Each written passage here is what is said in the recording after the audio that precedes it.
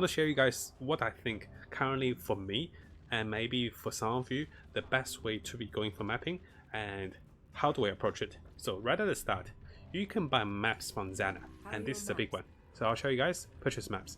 You can see here by holding on Alt, you can see the incomplete. That means I have not completed the Atlas map and the bonus objectives. I'm looking for those two.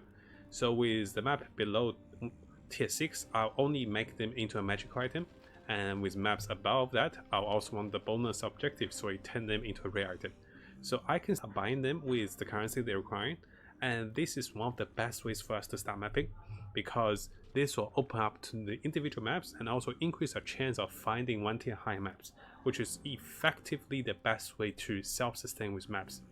After you do the maps with Xana, the next thing to be on the lookout for is when you're influenced by the map like this. I'm taunted by one of the 4 guardians. I should be doing maps in this region to clear it as quickly as I can to get Watchstone, socket it in. This means I have more chance to drop the map tier I wanted. I can turn everyone here into from tier 2 into a tier 5 and 6. And similarly, I'll be socketing for different regions. And this is crucial. So the order goes, you start with buying maps, or actually you don't have to buy maps. At the very start, any map you find will be incompleted. But now notice a lot of those are completed. I'm looking for incomplete maps.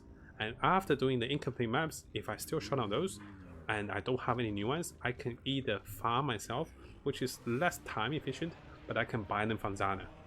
Keep in mind, after buying a whole bunch from Xana, if you do a Xana quest, she will refresh the item in her shop, and you can repetitively do this. So you buy those maps, you do them. If you get a Xana quest and you do that, she will refresh the shop, you can buy them again.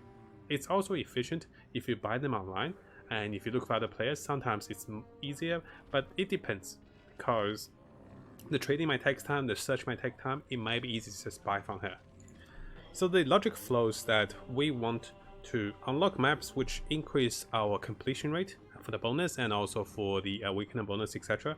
We also want to be, clear maps as quickly as we can to expand the circle. So this way we can be on the lookout for high tier map drops. Now each time I complete the bonus objectives, I can be able to have those maps dropping for me, and this increase my tier rate. So I start with tier 1, now I'm looking at tier 5, tier 6, tier 7. Later when we unlock more of those regions, we go for tier 11 and plus, then eventually we get to tier 16, which will be the goal for the basic map farm. And if you're looking for maps, one of the things to be aware of is, even if you don't have to purchase Xana maps, you can still go and do one of her missions. This will give you 2 maps, and this sometimes can open a new map which you haven't done before. And keep in mind, while doing the Xana missions, it's possible she gives you a mission that she says you cannot die. In those kind of maps, I don't recommend doing a lot of the Delirium mirror objective, because that might kill you. I had it once. I was so greedy, I was like, oh, it dropped division cards, and it killed me. And after it killed me, it did not drop the cards because I can't get back into the map.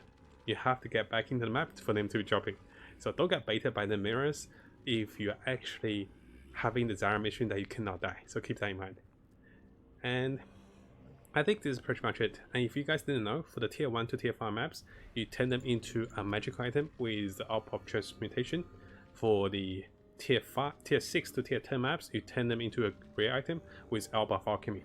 If they happen to be a blue map, you can scotch them and you can turn them into alchemy.